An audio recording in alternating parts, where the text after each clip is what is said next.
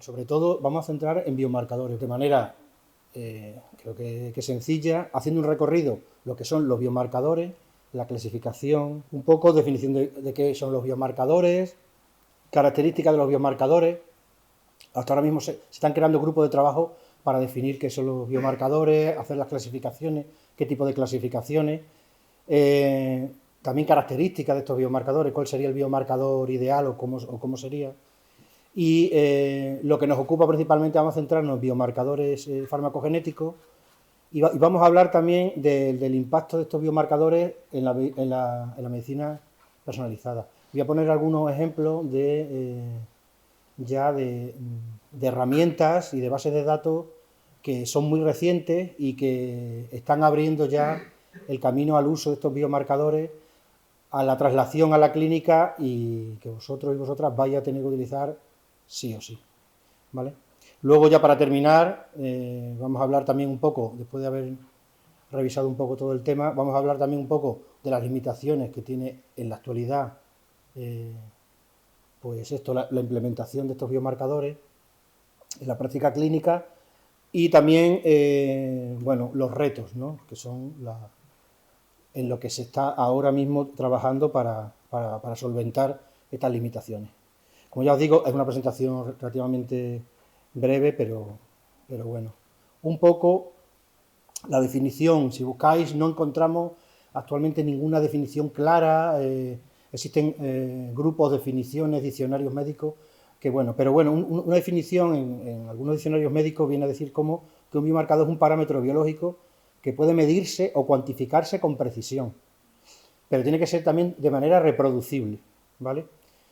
Puede ser fisiológico, por ejemplo, presión diastólica, moleculares, histológica, etc. Es decir, es un parámetro biológico.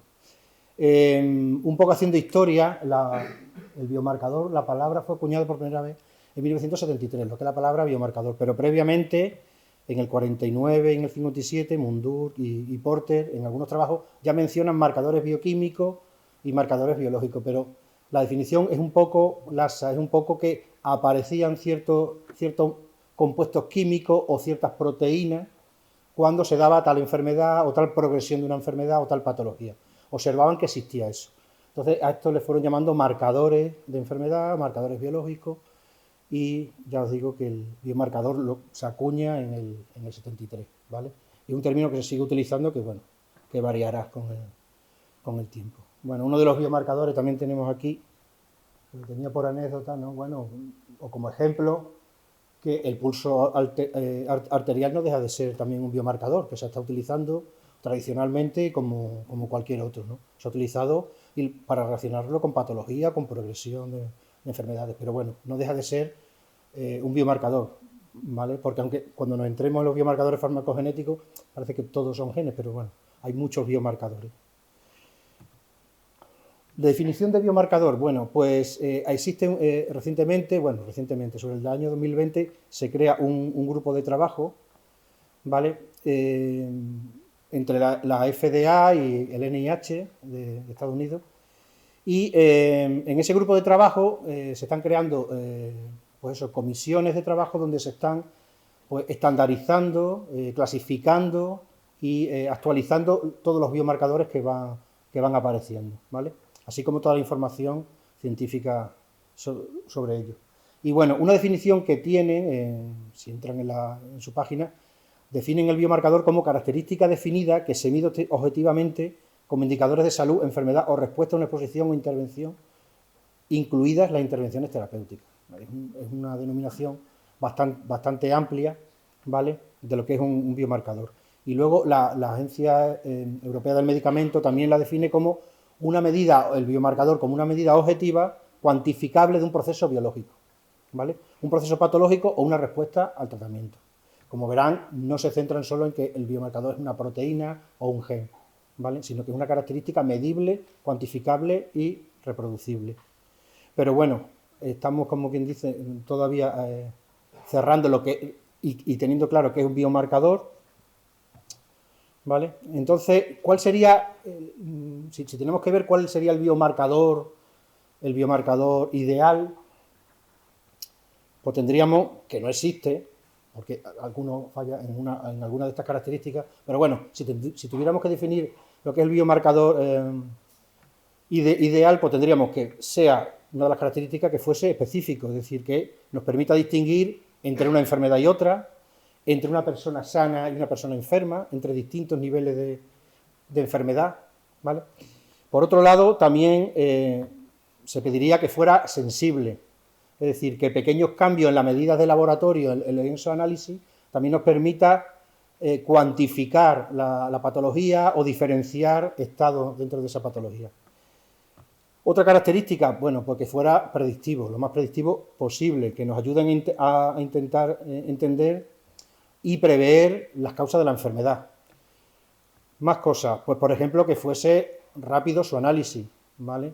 No podemos tener un biomarcador cuya tecnología o su análisis tardase mucho tiempo porque la implementación en la clínica pues, no la haría factible. Que no decir también de lo económico. Cada vez se tiene que ir implementando nuevas técnicas para ese análisis de esos biomarcadores que sea de la manera más costo eficaz y más rápida y más económica. Posible también para la sostenibilidad del sistema. También que el biomarcador sea estable, ¿vale? Porque entre que se toma la muestra y se analiza, pasa un tiempo. Ese biomarcador tiene que ser una molécula o tiene que ser un parámetro biológico que pueda ser estable en el tiempo desde que en el caso de la toma de una muestra, desde que se toma hasta que se consigue su análisis. Y que sea no invasivo, o sea, que la toma de la muestra o la toma o la medición de ese biomarcador sea lo menos lesivo posible. Por supuesto, no todos los biomarcadores tienen estas características, pero sería lo ideal, ¿no? Que un biomarcador, bueno, fuera específico, sensible, predictivo, que fuera rápido, que fuera económico su análisis, estable en el tiempo y que la toma de su muestra no sea muy invasiva para el paciente. ¿Qué más? La clasificación, bueno, preparándome este tema, porque siempre hablamos de biomarcadores, pero nunca me había parado a ver las clasificaciones de los biomarcadores, porque hablamos de biomarcadores y realmente hay muchísimos tipos de clasificaciones te encuentras, pero volviendo al grupo de trabajo este de FDA, NIH, Estados Unidos, lo dividen como en dos grandes grupos, aplicaciones clínicas y características propias del biomarcador. Bueno, dentro de las aplicaciones clínicas, que luego pondré algunos ejemplos más adelante, pues tenemos aplicaciones clínicas, biomarcadores de diagnóstico, de susceptibilidad, de monitoreo o de seguimiento, predictivos, de respuesta o de seguridad.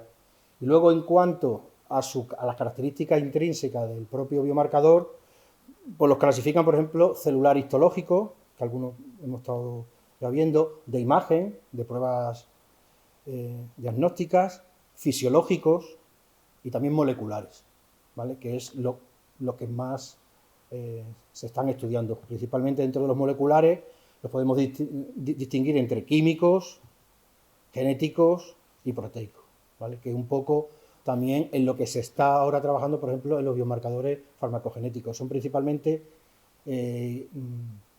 genéticos y sobre todo son predictivos de respuesta o de seguridad, ¿vale? Pero bueno, estas son un poco las clasificaciones dentro de todo lo que hay, un poco la que les presento, un poco por consenso.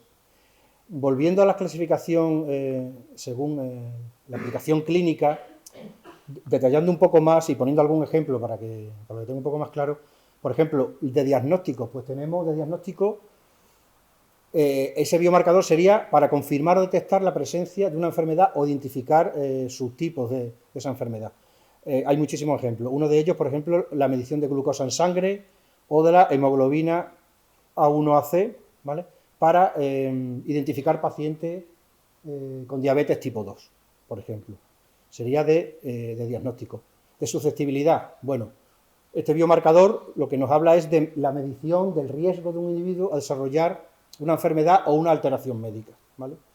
Por ejemplo, algunos de esos biomarcadores, que creo que lo han comentado también, en mutaciones de BRCA1 y 2, que identifica la predisposición a individuos a desarrollar cáncer de mama. Sería un biomarcador de susceptibilidad. De seguimiento, pues son esos biomarcadores que nos permiten monitorizar o seguir la progresión o respuesta a un tratamiento o la progresión de una enfermedad o la evolución. Aquí tendríamos, por ejemplo, uno clásico, es la medición del PSA, del antígeno prostático específico, para ver la progresión y el estado de la enfermedad, por ejemplo, del cáncer de próstata.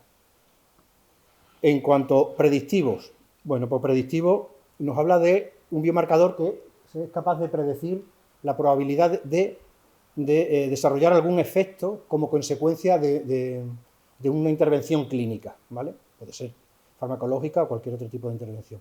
Por ejemplo, mutaciones de la tiopurina metiltraferasa, TPMT, ¿vale? Para identificar a pacientes de alto riesgo, por ejemplo, a sufrir toxicidad, ¿vale? Con mercaptopurina o azatioprina, ¿vale? Por otro lado, biomarcadores de respuesta, pues tendríamos aquellos que nos van a permitir evaluar la respuesta a una alteración médica o una alteración clínica. Aquí, por ejemplo, tenemos la medición del índice internacional normalizado de coagulación, por ejemplo, con acenocumarol. Entonces, nos da un biomarcador de respuesta de si está funcionando esa respuesta al tratamiento anticoagulante. Y por último, sobre seguridad, pues principalmente estos biomarcadores nos permiten evaluar la probabilidad de desarrollar una toxicidad como efecto adverso a un tratamiento. Aquí entrarían muchos de los biomarcadores farmacogenéticos, pero también los tenemos de respuesta y también predictivos, ¿no? Porque una intervención terapéutica farmacológica entra también para prevenir, ¿no? Sería también como biomarcador predictivo, ahí se mezclan un poco. Y, por ejemplo, un ejemplo de biomarcador de seguridad es la medición o el análisis de un antígeno, el HLA-B, en concreto la mutación, la subvariante 1502, para valorar antes de tratar con carbamazepina a los pacientes, porque pueden desarrollar unas reacciones cutáneas muy graves e incluso mortales. Esto un poco, he hecho la clasificación con algún ejemplo que creo que puede ilustrar un poco la cantidad de biomarcadores o de tipos que hay. Pero ya les digo, no hay una clasificación exacta, pero un poco hay un consenso sobre esta clasificación de la subdivisión clínica, ¿no? Bueno, centrándonos en los biomarcadores farmacogenéticos o farmacogenómicos, ¿cómo se definen? Bueno, viendo también, buscando en diccionarios, bueno, hay diferencias en las definiciones, pero bueno, se puede definir como una característica medible del ADN o del ARN que evalúa la respuesta a intervenciones farmacoterapéuticas, ¿vale? No, esto puede también ser de debate, pero hay que introducir también, ya que un biomarcador, por ejemplo, la medición de niveles plasmáticos, el ratio metabólico, el aclaramiento, algunos parámetros farmacocinéticos que nos pueden hablar también de cómo está funcionando un tratamiento, ¿vale? Un biomarcador genómico podría ser, por ejemplo, el grado de expresión o la función o la regulación de algún gen. Y bueno, los biomarcadores farmacogenéticos, que es lo que principalmente vamos a ver durante estos días, no exclusivamente, pero sí en gran parte, principalmente nos van a ayudar a evaluar la respuesta a los medicamentos que vamos a tener. Principalmente el objetivo está claro, reducir efectos adversos y optimizar la eficacia terapéutica. Esto ya se ha dicho aquí y se va a decir continuamente. Es un mensaje que se va a lanzar prácticamente en casi todas las ponencias. La pregunta, que ya saben la contestación, ¿no? ¿Respondemos todas las personas a los mismos medicamentos? Esa idea yo también la han trasladado, pero está claro que no. Simplemente por observación, no. El cambio de paradigma que también se ha comentado, pues lo estamos ya viviendo, que es el paso de el mismo diagnóstico, la misma prescripción. Se le da el medicamento a todas las personas y para la mayoría se testa en ensayos clínicos para que para la mayoría haya una prescripción eficaz y segura. Pero eso no siempre pasa. Hay un grupo de pacientes, un grupo de personas para ese tratamiento que no es eficaz. Y para un grupo de pacientes que todo lo contrario, que encima además tienen reacciones adversas, ¿vale? Entonces, ¿cuáles son los factores que afectan a la variabilidad en la respuesta a los fármacos? También se han comentado, hay muchísimas, es multifactorial, la edad, etnia, factores ambientales, el peso, la altura, la composición corporal, enfermedades concomitantes, embarazo, género, dieta, tratamientos concomitantes y una parte importante, pero también es la genética. Todo eso unido es lo que nos va a dar la variabilidad que vamos a presentar a ciertos fármacos, ¿vale? Lo que nos ocupa principalmente es el estudio de estos factores genéticos, aunque hay que añadirle también los otros factores y siempre tenerlos en cuenta, cosa que no es siempre es fácil. Bueno, ¿qué factores o cuáles serían aquellas dianas para buscar principalmente biomarcadores farmacogenéticos? Pues lo vamos a tener, pues, cómo actúan los fármacos. Uno, los que han dado ya fármacos, bueno, todos los que están aquí han estudiado farmacología, tercero, en quinto, ¿no? La mayoría. ¿Os acordáis? Farmacodinámica, farmacocinética. Bueno, pues principalmente se van a buscar biomarcadores o dianas que se ocupan de los factores farmacodinámicos, principalmente en receptores, ¿vale? Receptores de fármacos, alteraciones ahí que pueden alterar o explicar la variabilidad de la respuesta. Pero también factores farmacocinéticos, principalmente en transportadores de fármacos o en enzimas que transforman, que metabolizan esos fármacos para que puedan dejar de ser tóxicos, inactivarlo o también para eliminarlo. Principalmente se van a buscar eso. Biomarcadores genéticos en receptores, en transportadores y en enzimas que biotransforman esos fármacos. Alteraciones aquí es lo que va a explicar en parte la variabilidad en la respuesta, es decir, variabilidad en la eficacia y en la toxicidad que presenta la población a los fármacos, ¿vale? En mayor o menor medida. Dicho esto, la farmacogenética.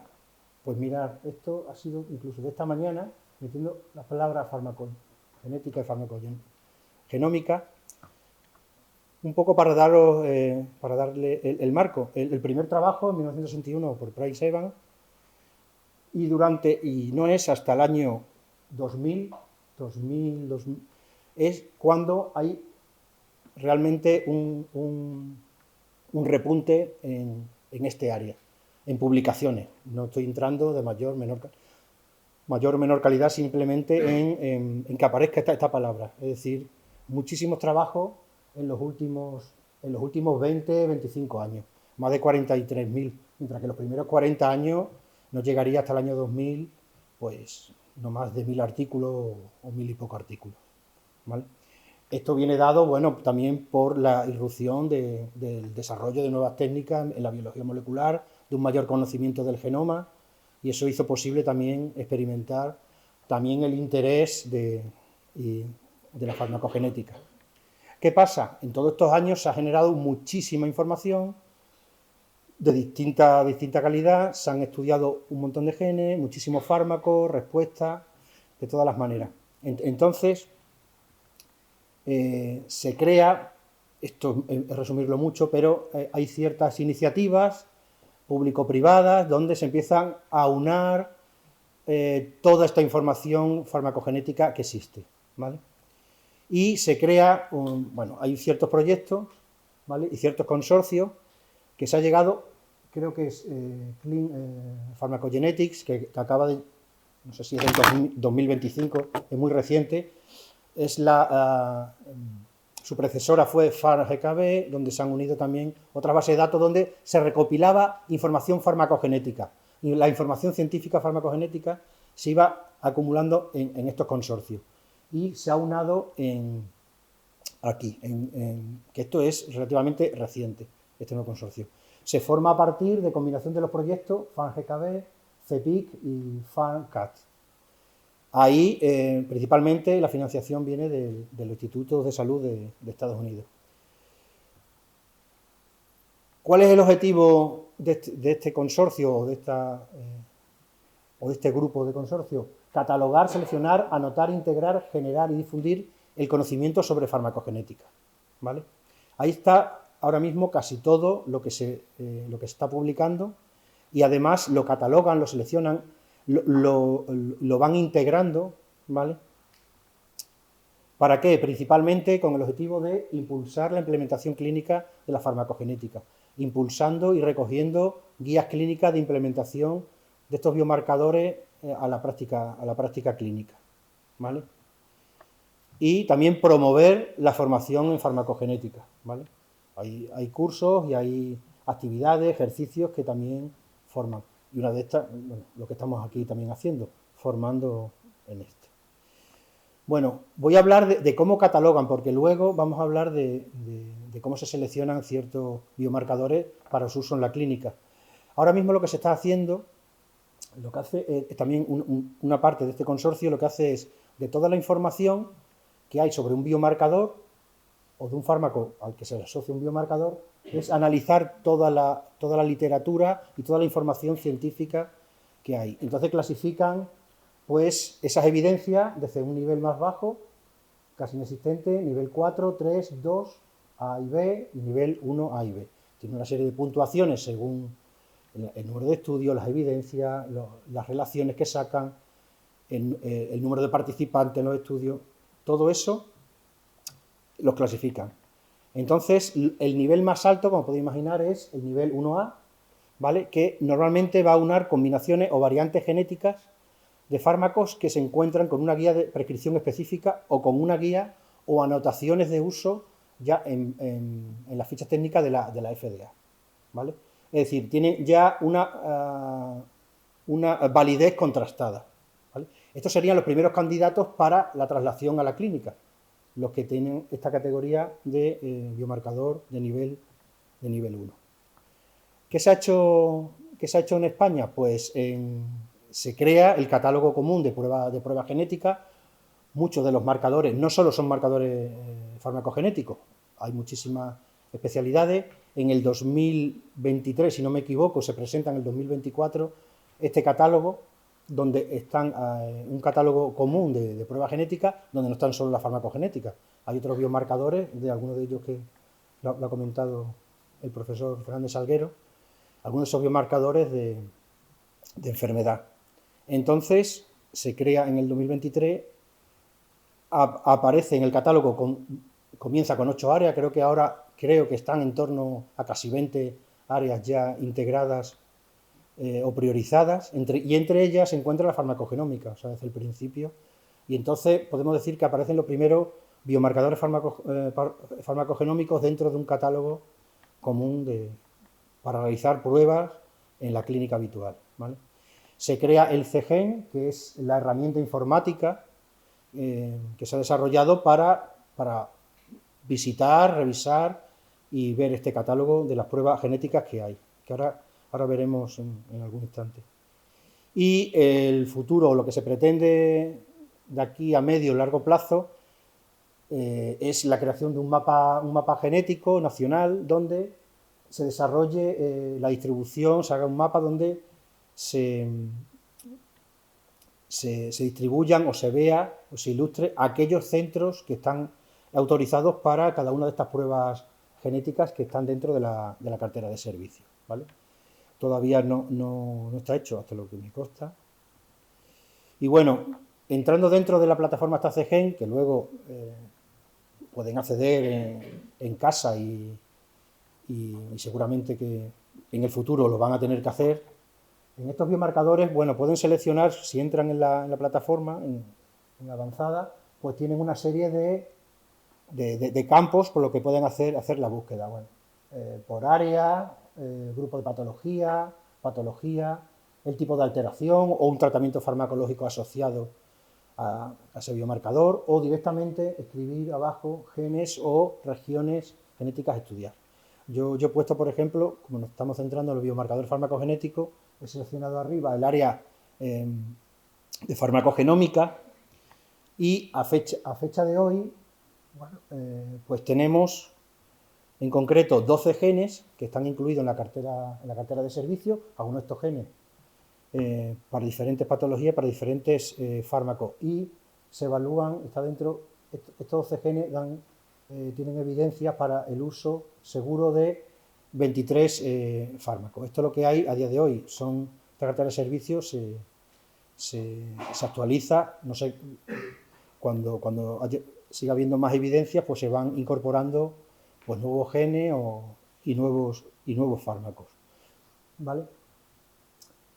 A continuación, en concreto, la Agencia Española del Medicamento, junto con, por iniciativa también del profesor Adrián Llerena, en colaboración con el INUVE, pues se empieza a elaborar una base de datos, ¿vale?, donde están recogidos parte de estos biomarcadores, pero también nuevos, con el objetivo de implementarlo en la clínica y que toda esta información también vaya a las fichas técnicas de los medicamentos, que ya sabéis lo que son, ¿vale?, donde está toda la información científica del medicamento y de uso, ¿vale?, que tiene connotaciones legales, como sabéis. Es la primera base de datos de este tipo que hay en Europa, en español. Hay una base similar, la primera es la de la FDA, ¿vale? Es de reciente creación, se puede consultar. ¿Cuáles se recogen? Principalmente se van a incluir un listado de los principios activos que tienen biomarcadores asociados con un nivel 1A, del que vimos anteriormente. Entonces, todos aquellos que tengan un nivel 1A se van a incluir. Que tengan alguna asociación con un biomarcador, esos fármacos. O que estén incluidos ya previamente en la cartera de servicios del Ministerio, ¿vale? Por tanto, esta es mucho más amplia. ¿Y cuál es el objetivo de esto? Pues principalmente el objetivo de esta base de datos es facilitar la implementación de la farmacogenética y la medicina personalizada en el Sistema Nacional de Salud, ¿vale?, siempre alineado con la implementación de la cartera de servicios del Ministerio. Bueno, viendo un poco, si hacemos un pantallazo, tenemos mucha información. Clicando en la base de datos, que ahora veremos, pues contendríamos la información. ¿Cuáles son los criterios, que ya he comentado algunos, cuáles serían los criterios para seleccionar la inclusión o no de biomarcadores, de fármacos que tengan asociados biomarcadores? Principalmente, lo que hace el equipo de trabajo es buscar fármacos con un biomarcador con nivel de evidencia 1A en la plataforma que hemos visto, ¿vale?, en Clean Pharmacogenetics, que antes se llamaba GKB. También fármacos asociados a un biomarcador somático cuando la asociación esté catalogada en FARGKB como test requerido por alguna agencia reguladora. Por ejemplo, si la FDA tiene como test requerido, aunque sea un biomarcador somático, y este se asocia a algún tratamiento, también se incluye. ¿Qué ficha técnica se elige? Principalmente la de autorización más reciente y por vía oral, porque ya sabéis, muchos de estos fármacos tienen diferentes presentaciones. Y también se elige la ficha técnica con el principio activo, que es el número de registro más elevado en el caso de coincidencia de la fecha de autorización. Además de esto, se pueden añadir excepcionalmente también otros fármacos, por ejemplo, que aunque no tengan evidencia 1A, pero estén recogidos, por ejemplo, en la cartera de servicio, en la cartera común de servicio. Tengo aquí un ejemplo, por ejemplo, el 12.6, ¿vale?, con pimocida, por ejemplo, ¿vale? Eso está incluido también en esta base de datos, a pesar de que no tiene una evidencia 1A, pero como está recogida en la cartera de servicio, se incluye, ¿vale? O también, por ejemplo, tener un biomarcador incluido por tener información en la ficha técnica a pesar de no tener nivel de requerimiento en los análisis de FARGKB, ¿vale? Pero sí hay una información en alguna guía clínica, etc. Bueno, viendo un poco con detalle, se clica ahí en la base de datos y bueno, es relativamente sencillo buscar la información. Aquí lo que hace un poco es, nos sale el principio activo, el código ATC de ese fármaco, el biomarcador asociado y los biomarcadores o biomarcador o subtipo o la mutación o la variante que habría que analizar o que está asociada a esa evidencia. Si desplegamos alguno de ellos, por ejemplo, aripiprazol, ¿vale?, nos va a indicar el gen, el biomarcador que habría que analizar, habría que tener, nos está diciendo que el ser metabolizador lento es el que va a producir esa variación principal o la que está asociada esa variabilidad. La descripción de la información indica en la ficha técnica, como ya sabéis, las fichas técnicas están estructuradas en apartados, subapartados, todas coinciden, entonces te dice exactamente en qué apartado de la ficha técnica está esa información, ¿vale? Y también te dice si te describe esa asociación y además si está incluida o no en la cartera de servicio. En este caso, sí estaría incluida. Otro ejemplo, atazanavir. Pues tenemos también que otro biomarcador, el C12-19, que es un gen que codifica para una enzima metabolizadora de fase 1, también da la información la ficha técnica, también la descripción y también te dice si está en la cartera de servicio. Y en este caso, por ejemplo, no tiene evidencia 1A, como pone aquí, ¿vale? Pero sí está recogido en la cartera de servicio, por eso se incluye también dentro de esta base de datos. Toda esta información ya está dentro de la ficha técnica de los medicamentos, lo que quiere decir que es de obligado cumplimiento, ¿vale?, como sabéis. Bueno, por poner algún ejemplo de biomarcadores, que hay muchísimos y más que vaya a haber a lo largo del día. Por supuesto, no se pueden, ahora mismo se están estudiando, pues no sé, en torno a 15 o 20 biomarcadores que van a cubrir a 40 o 50 fármacos, ¿vale? En el futuro esto se irá incrementando conforme incrementen las evidencias y aquí, bueno, pues hay algunos sacados de esta base de datos, pues por ejemplo, que pueden tener relevancia, por ejemplo, el C12-9 y fenitoína, que como sabéis es un antiepiléptico.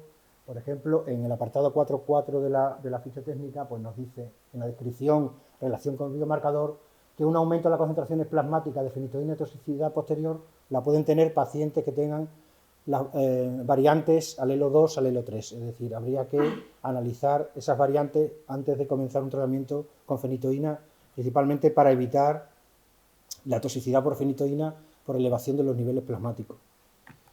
El transportador, el SLC1B1, es un transportador de simvastatina, ¿vale?, para el tratamiento del colesterol, es una estatina, y dice que la mutación 552.1T del gen, pues aquellos pacientes que la tengan van a tener una mayor exposición sistémica y con un mayor incremento a miopatías, ¿vale?, un efecto adverso.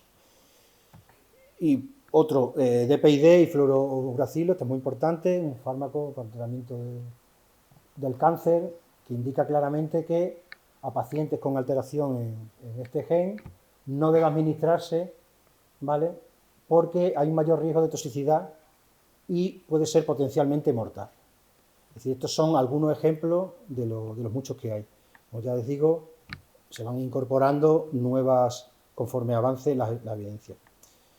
Esta es la idea que también se ha lanzado y que se va a lanzar, ¿no?, el cambio de paradigma de la medicina tradicional, con el mismo diagnóstico, misma prescripción, pasar a una prescripción en función de cada paciente, ¿vale?, teniendo en cuenta la genética, pero también otros antecedentes, etc. Bueno, ya para terminar un poco, pues, ¿qué aporta el análisis de los biomarcadores a la medicina personalizada? Y bueno, ¿y cuáles son las limitaciones un poco y los retos que quedan? Que son muchos, yo intento aquí resumir un poco. Bueno, lo principal, pues que contribuyan a la medicina de precisión, es decir, conseguir tratamientos más adaptados al perfil biológico de cada individuo, sobre todo también por optimizar la eficacia, ¿vale?, y minimizar los riesgos que conlleva el tratamiento farmacológico. Seguridad terapéutica, para reducir considerablemente las reacciones adversas, sobre todo reacciones adversas graves, ¿vale? También por la eficiencia clínica, ¿vale?, eliminación del proceso, ensayo-error, que se hace habitualmente muchas veces Son una dosis, se va bajando, se va subiendo en función de la evolución de la enfermedad. Entonces, se puede a priori hacer un tratamiento más óptimo para cada paciente. Y también una optimización económica, que también se ha hablado aquí de esta parte, ¿no? de evitar costes sanitarios debido a complicaciones terapéuticas derivadas de hospitalizaciones por efectos adversos, por intoxicaciones, etcétera, etcétera. ¿Vale? Es decir, la identificación de biomarcadores farmacogenéticos nos va a ayudar a una mejor predicción terapéutica, a prevenir toxicidades y a una mejora del ajuste posológico. Es decir, lo que se busca es el fármaco adecuado para el paciente adecuado y a la dosis adecuada. Es lo que siempre dice el profesor Adrián Llerena y que tenemos que grabar y lo repetimos siempre en clase, ¿vale? Y ya para terminar, bueno, ¿cuáles serían las limitaciones y retos para la implementación de estos biomarcadores en la clínica? Bueno, son muchos, pero bueno, yo he detallado aquí algunos. Por ejemplo, en relación a científicos y técnicos. Bueno, pues que muchos polimorfismos no están caracterizados, algunos no los conocemos bien, algunas técnicas todavía no están desarrolladas para que sean rápidas o costo eficaz. Todo eso se tiene que ir mejorando, principalmente pues también aumentando la evidencia científica y la mejora en la tecnología. Otras limitaciones que no encontramos, pues los retos clínicos. Pues bueno, por ejemplo, accesibilidad a estas pruebas genéticas, que no siempre es fácil, formación insuficiente, que esto queremos paliarlo ya. Muestra de esto es este curso. Hay que hacer una formación en biosanitario, es continua, pero en el campo de la farmacogenética vaya a ser de las primeras promociones que tengan que tener esto y que lo vayan a implementar seguro, ¿vale? Por tanto, hay que mejorar también la formación y generación también de guías clínicas, ¿no? de uso y de traslación de esos biomarcadores a la práctica clínica habitual. Los económicos siempre salen, pero también es cierto. Pues principalmente el coste de las pruebas, que hay algunas pruebas que son bastante costosas, con lo cual uno de los retos también es disminuir el coste de estas pruebas, mejorando las técnicas y también que sean más costo eficaces. Y por último, otro también serían las limitaciones regulatorias o éticas. Bueno, pues que falta también un poco que hay variaciones en la regulación entre distintos países, distintas agencias, y tanto en cuestiones regulatorias como en ética, ¿no? En protección de datos. Por tanto, uno de los retos es la armonización regulatoria y ética de los países y de las agencias reguladoras de medicamentos. Y bueno, si tenéis alguna pregunta, aquí tenéis los enlaces para estas dos bases de datos que os he mostrado anteriormente, y bueno, y dispuesto a contestar lo que sepa. Muchas gracias.